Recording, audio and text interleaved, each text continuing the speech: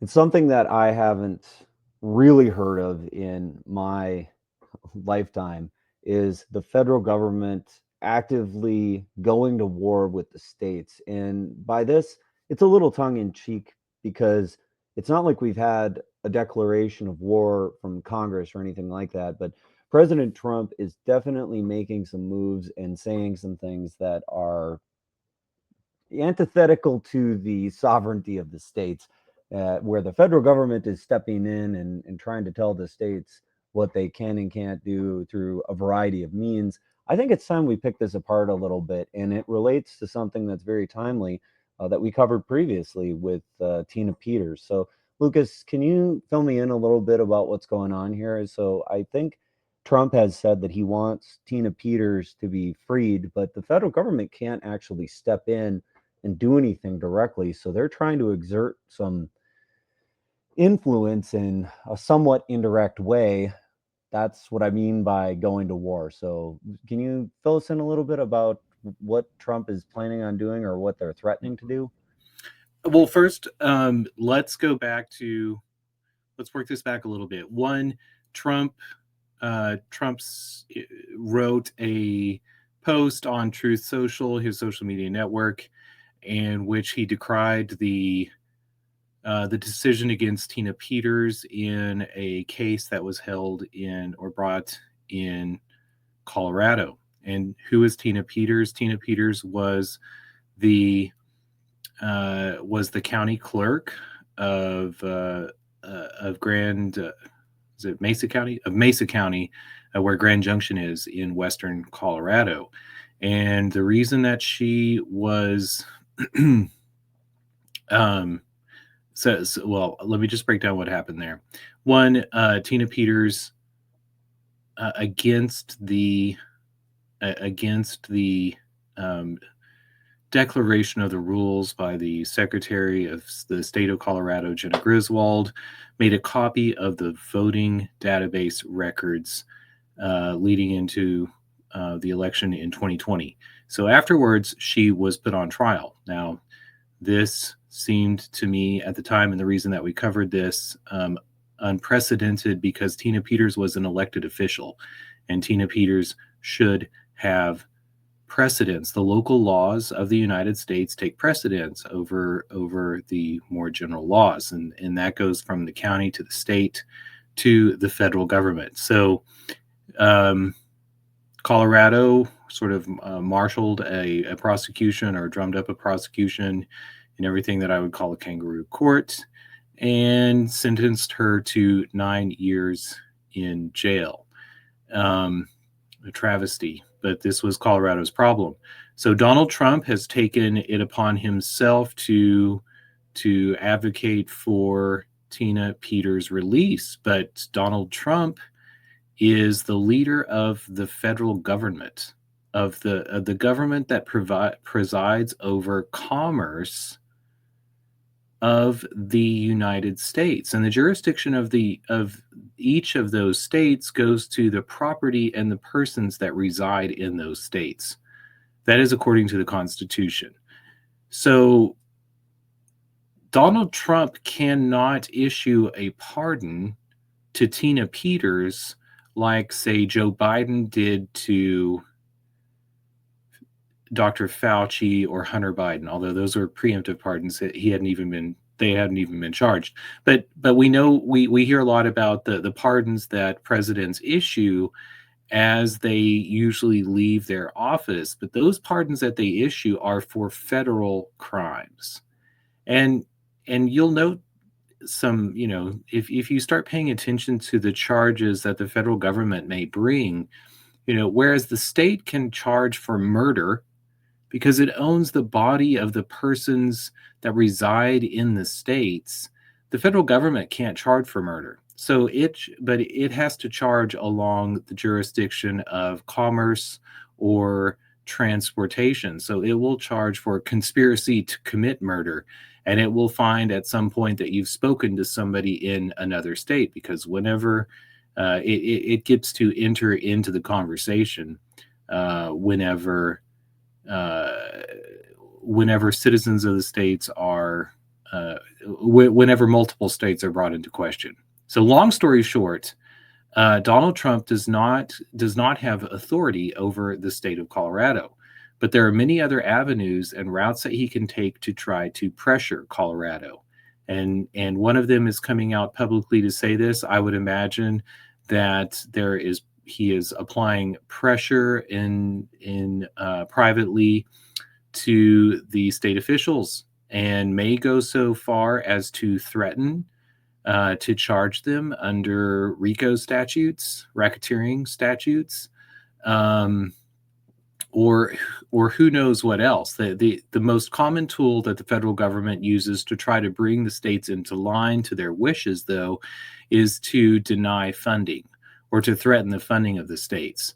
And we've also seen the Trump administration do this, from everyone to to bureaucratic departments, executive departments, like the United States Institute for Peace and National Endowment for Democracy and USAID, as well as colleges like Harvard and Columbia and other colleges. So probably going to happen to these states, but he may go so far as uh, to put on trial some of the state leaders. And we've also seen um, the Trump administration do so with regards to, we covered a judge in Las Oh Cruces. wait, let me see if I can summarize a couple of points here, because I think that this is kind of important. And you did say it, but I just want to make sure that I fully understand this. So President Trump can pardon people, and he can pardon them proactively before they've even been prosecuted. Biden did this, Trump has done this, but it applies only to federal charges. So because Tina Peters wasn't charged with any federal crimes and she's only being prosecuted by the state, he can't step in. The only thing he can start to do is exercise some soft power, get in here on social media and start doing other things that might put pressure on the state that like the federal government can't directly step in. I don't know, short of what, like sending the army in and actually storming the prison and pulling her out of there or something like that. But like he can't operate within the bounds of the Constitution and the law to actually free her because she's being held by the state. In the case of it would not be unprecedented for the federal government to quote unquote send in the army, but they would not send in the army. They would send in the National Guard, and the National Guard is made up of the contributions of the states, which used to be the state militias. But after the Civil War and the creation of the federal dollar, the federal government thought it a problem for the several states to have their own private militias or their own private armies. And so it incorporated those into a broader federal structure, and that's what is the National Guard that we have today. But if we think back to conflicts with unions and railroads and mines, there have been several times that the President of the United States has called out the National Guard to go put down a workers' strike, or to the National Guard was also called out to Alabama after civil rights legislations in 1965. So yes, it's not unprecedented for the federal government to use the National Guard. Okay, so that is something that maybe could happen, but it seems unlikely that it would rise to that level. So instead, he's peddling some soft power. But there have been some other things that the Trump administration has threatened to do with respect to sanctuary cities and charging various officials within the states with crimes and prosecuting those. Is that the kind of thing that we're likely to see here if Tina Peters isn't directly pardoned or freed from Colorado jail, prison, whatever she's serving in, that they would try to do something like this? Well, so I would say that they their modus operandi is to use the most to use the most inauspicious methods first. So one is to threaten payment. Two would be to use the judicial court system or the federal court system to bring them into line. But I certainly don't think that it is unlikely for the National Guard to be called out. Tom Homan, who is the director of Homeland Security, or the Secretary for Homeland Security, gave an interview recently, and he was asked to what extent, to what length. I think this was in the wake of the judge in Minnesota being arrested, and he was asked to what length the DHS would be going to deport illegal aliens, and and specifically the question was towards sanctuary cities, where mayors or governors of states are providing a penumbra of protection using their authority over the bodies of the people who reside in those states. And Tom Homan said that he said, "Watch and see," and so I think I fully expect I fully expect some state or some city in the United States to push back to the degree that the National Guard is called out. And that maybe that, or it actually might look like an executive agency like the ATF or the FBI. But the Trump administration is already alluding to the use of force, not just relying on money or a judicial ruling, a mandamus, to bring the states into line. Interesting.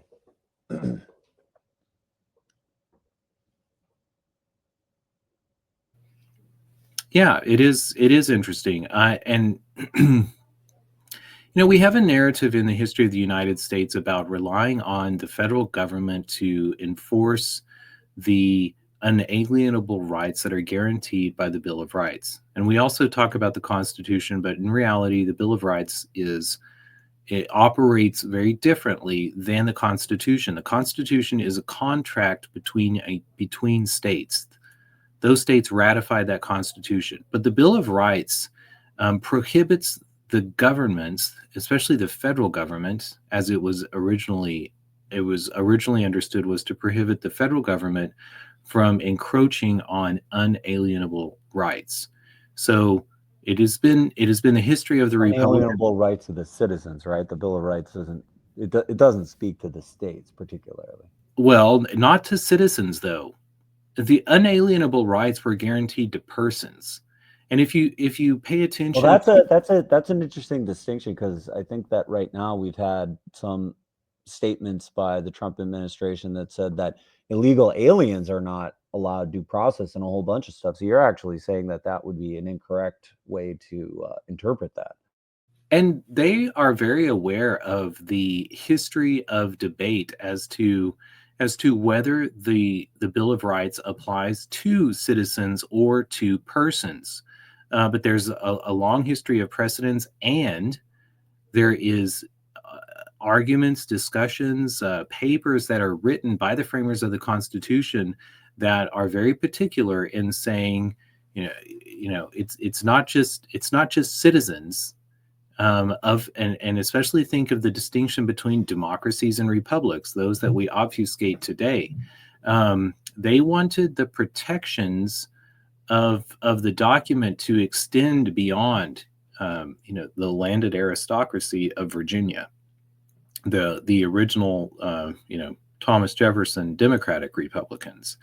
And so the Bill of Rights was written particular with language that was particular to stretch across all persons who reside or enter the United States, this penumbra of protection of the Bill of Rights. So, we also, and leading into this conversation, I was digging out good old Article 4 of the Constitution. Everybody knows Article 1 really well. We get a little murky on Articles 2, 3, and 4. Um, but Article 4 lays out the relationship between the several states. And when we say several, I'm always particular about that. When I bought my first properties, I learned the distinction of several. Several doesn't mean a lot or any number.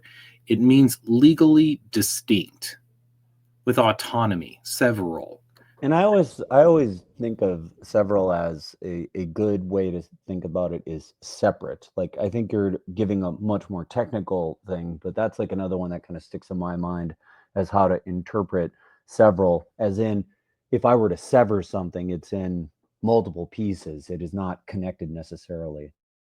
Yes, and so the multiple pieces are the states, and the states are the rules are laid out for the states to have their own constitution. We always talk about the Constitution with a capital C, but in reality, there are 51 constitutions. There's a constitution for each state. And this is where we also need to think about the jurisdictions of the states versus the jurisdiction of the federal government. And the federal government's jurisdiction is via commerce and transportation, or things that are moving between the states. And they have used that understanding of their jurisdiction to predicate a lot of the federal laws on either communication or commerce. Think about civil rights legislation and how the ruling for the enforcement of civil rights to be based on the notion of commerce between states. So the I don't know if that there's something else that in the history of our conversation as America, as these states has grown. I mentioned the labor movements and the unions and the strikes of labor unions, and the turn towards labor unions that we've seen in the United States during the Gilded Age after the Civil War.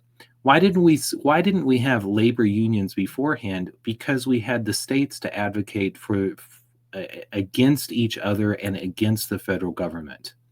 But we sort of threw that by the wayside in the wake of the Civil War. And the Civil War had very important reasons that led into that conflict. But I think our expectation of the rights of the persons who reside in the states to be protected by groups of those persons, or worse, by the federal government and by the Department of Justice, has been or is not has been, but is a bankrupt notion. And it as the federal government cracks down on more of the rights of these persons, and I would layer on this, like, this is popular in some portions of the country, in some demographic portions of the country, but overall, I would say that the kickback and the values of Americans to be at the deepest level, to be in the understanding of those unalienable rights. I would say that state politicians who understand that and begin to capitalize that are going to use that to rise up and lead their states. Now, we've also seen, I don't know if you saw the announcement that New Hampshire. Well, and that fight is kind of set up with just what we had briefly mentioned before with the sanctuary state. So this one is the conflict is already set up. We've got several we've got many states that have said, hey, we're sticking by our sanctuary status, especially for particular cities.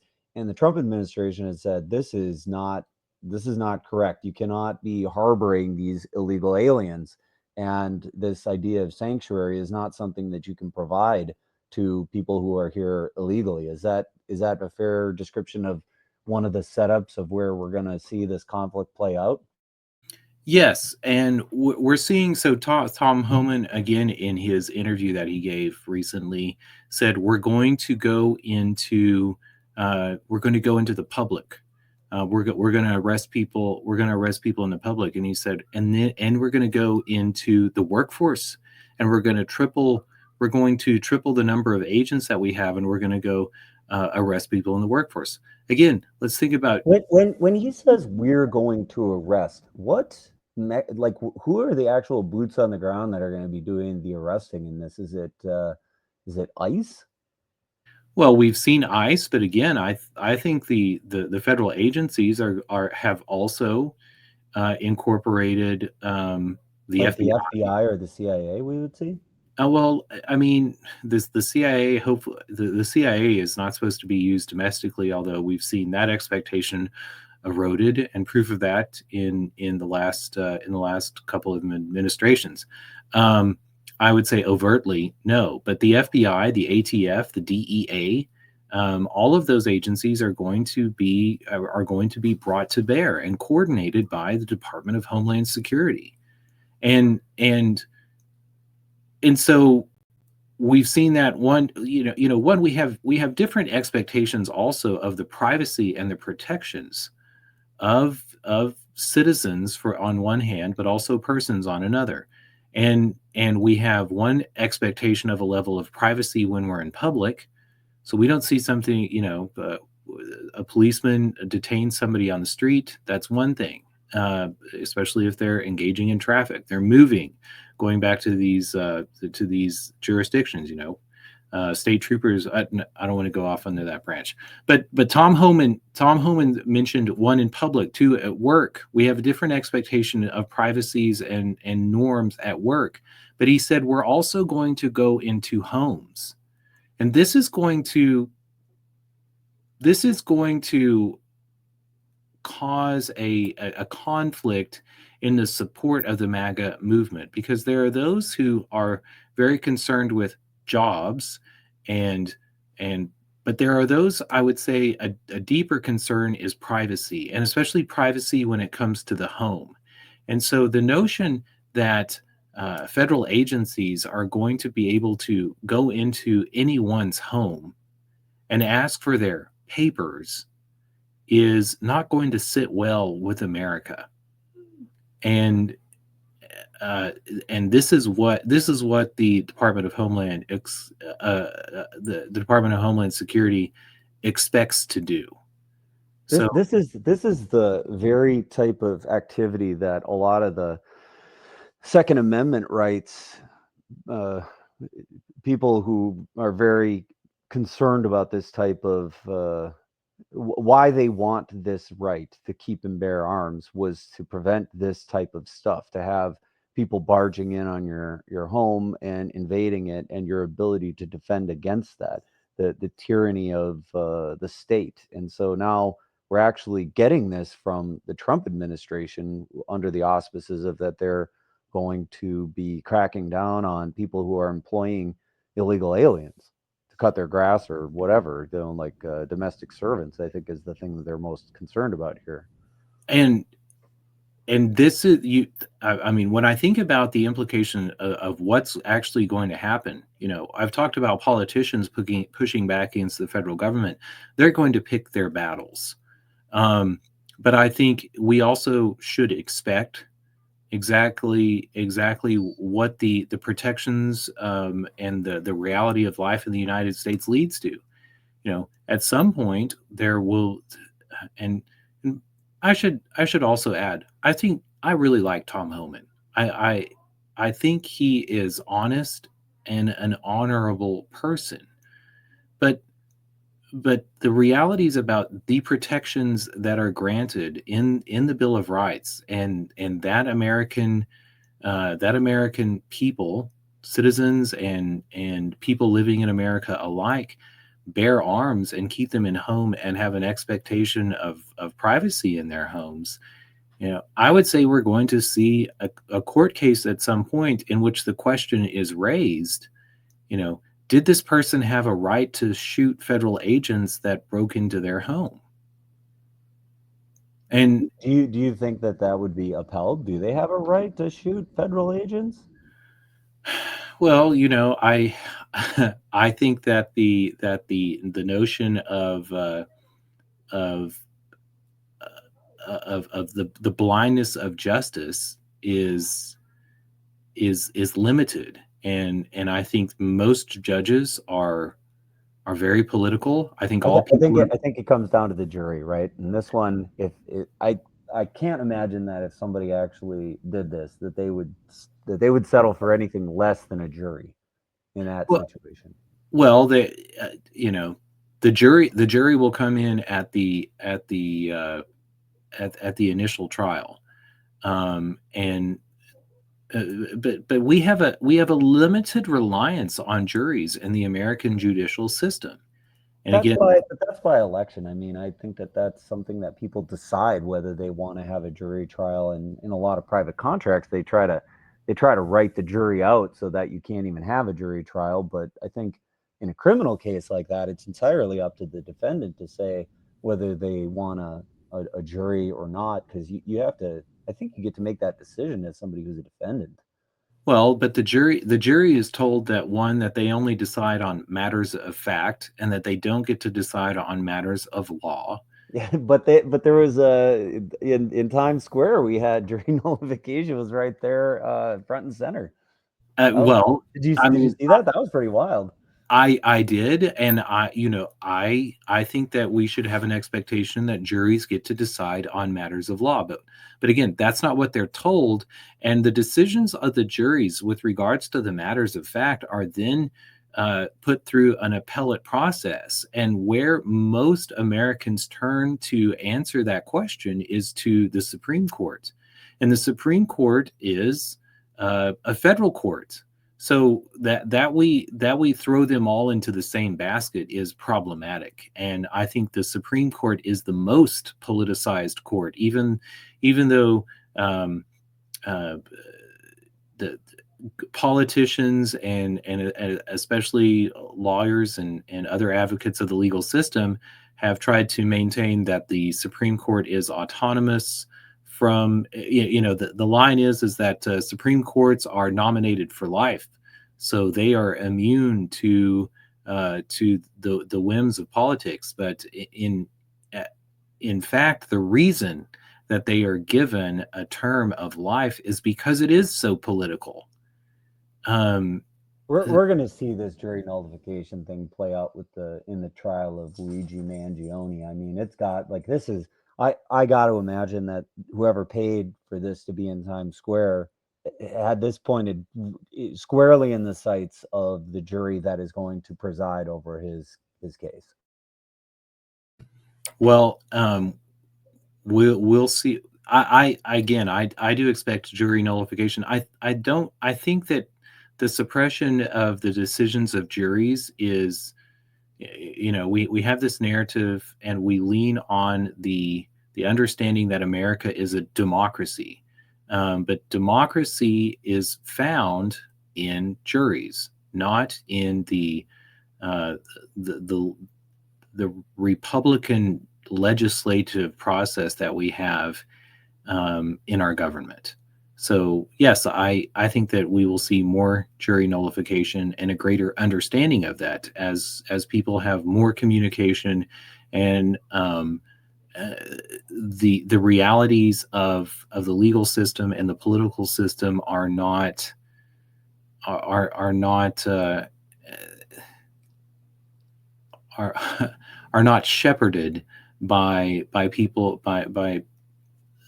people who like the status quo, whomever that may be. So, um, anyway, I would say that the question about uh, whether the federal government has the authority to break into our homes, um, and uh, and if the protection, I should say, the question of whether the Bill of Rights or the first 10 amendments, those protections apply to citizens or to persons who reside in the United States is going to go in some way all the way to Supreme Court.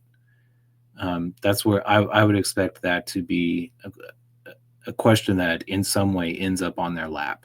And It would be shocking in the extreme to see them decide in any other way. Given the composition of the court, if you were to just like think about who might vote which way, I can't imagine that the Supreme Court would actually rule against that. I don't know about that. I think that and we should also add that this is also at the heart of the cases that are being brought with regards to the plane loads of Venezuelans that were sent to El Salvador, because their expectation of due process was guaranteed by the Bill of Rights, and that they were not citizens means nothing to the Bill of Rights. So we may see it decided in some Wait, sort of process there. was there a recent decision by the Supreme Court along those lines? Um, I guess we got to look that up. I don't mean to put you on the spot, but I just didn't remember hearing anything that was recent that this court in its composition had weighed in on deporting people to El Salvador without due process. well, it would have been there may have been a decision by the Supreme Court. I remember Alito being adamantly against a recent decision of the Supreme Court. Now, going also to, there's this narrative that there is Sotomayor and Kagan and the justices of the left, and on the right you have Roberts and Gorsuch and Amy Coney Barrett and Alito on the right. But when it comes to limiting the power of the federal government, when it comes to liberty versus conservative, and what the powers of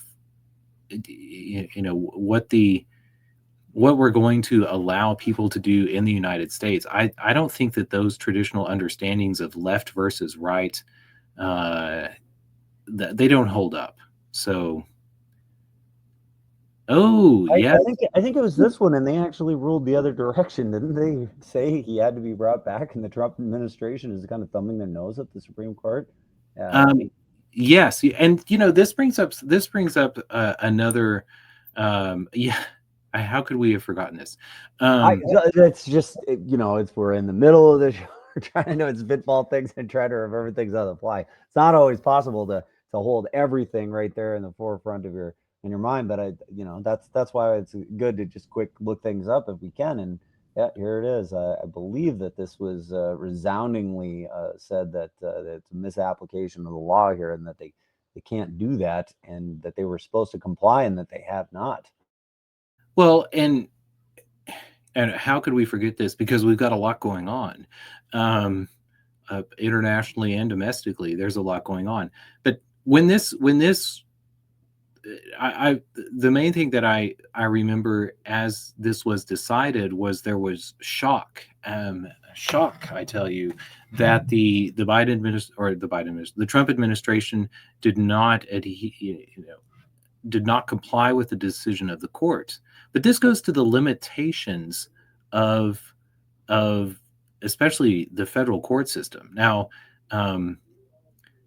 one thing we should think about is the difference between tribunals and trials. You're brought to a trial at the state level. You're brought to a tribunal at the federal level, and this speaks to the lack of coercion endemic to the federal system. If it was a union of sovereign states, the original decisions of the Supreme Court did not often rely on the ability to coerce someone. The federal prison system that we know today doesn't come into being until the 1870s, and the notion that the federal government could touch a body of one of the several states is a post Civil War thing, and so you think about that limitation on the federal court system, and then think about politicians. For the judiciary of the federal judiciary to begin to touch the bodies of politicians and to imprison them for lack of compliance will be a whole nother level, a very different government than we've previously had, and we're not there yet. So when this came out, I love Lincoln and the Civil War, and we had a lot of changes in norms that occurred during the Civil War. We've talked about ex parte Merryman, but there's ex parte Vallandigham too. The leader of the Democrats that was challenging Lincoln during the Civil War was Clement Vallandigham, and Lincoln put out a warrant for the military to arrest Clement Vallandigham, and he fled the country. He ran to Canada. He was running for the governorship of Ohio, and was already a representative for the state of Ohio. He was the head of the Copperhead Democrats. So he fled the country, and the Supreme the case went to the Supreme Court asking whether Lincoln had the power to send the military after him, and their response, of course, was political. And rather than make that decision and make and to jeopardize their own liberty, they ruled that the Supreme Court didn't have authority over military decisions, military tribunals. And so that question was left unanswered. But we could also read into that sidestep the true answer, that they didn't want to go up against Lincoln, and Vallandingham's support increased. If you've ever heard of The Man Without a Country, which was a book that was written, it was written about this particular case in American history. A man without a country. Who was that? Clement Vallandigham, the man who stood up against Lincoln and said, we want out of this war, and this war is unconstitutional.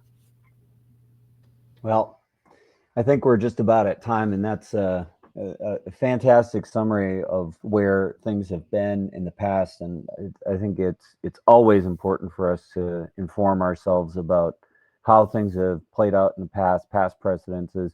And boy, it sure does seem that every time we discuss something, we just land right back at the Civil War. If there was ever something that turned this country in a different direction, it was the Civil War. And if you have been listening to this show and you don't realize that yet, you got to listen a little bit more carefully, because that is my main takeaway with half of these things that come up. Is everything points back to the Civil War. Well, I'll just sum it up with the reason that I turn to the Civil War, and the thing that I think about so much. Part of digging into history is looking for a time when things were right. And when I'm going back into history, I'm often thinking about what we accidentally gave away whenever we removed some of the tension between the powers of governments.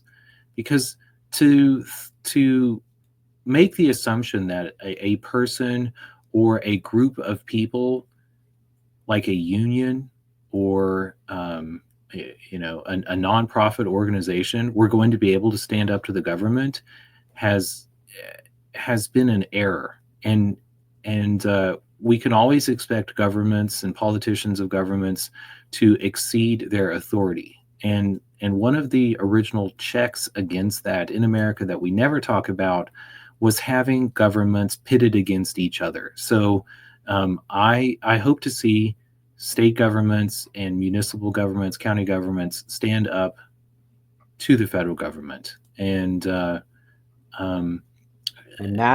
we have. So with a fight, the battle lines are drawn. It's squarely drawn on sanctuary cities, and I expect to see the governors of the states that are have these sanctuary cities. They're going to be on the front lines of this one. Well, and something else I almost got to, but we got sidetracked. New Hampshire established a Bitcoin reserve.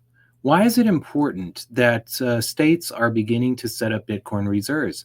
Well, let's go back to this sort Now, of. hold on. Let's save that for a different one. I think that that is a whole topic. We've only got Well, seconds left.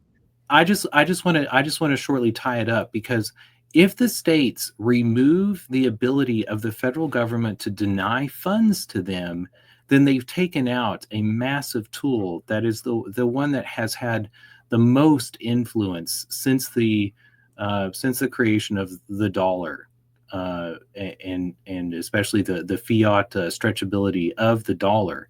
And so, if that gets removed from their quiver, then we will see the federal government lose a lot of power. So I'll end it there. Fun Yeah, topic. let's dive into that topic in more detail because I think that it's a critical one. And what is the real power of the federal government and how have they been wielding it? Definitely apropos given what's going on with the Bitcoin strategic reserves of the several states. But we'll maybe tackle that one in a subsequent episode. So stay tuned for that, and we'll see you next time on FOMO.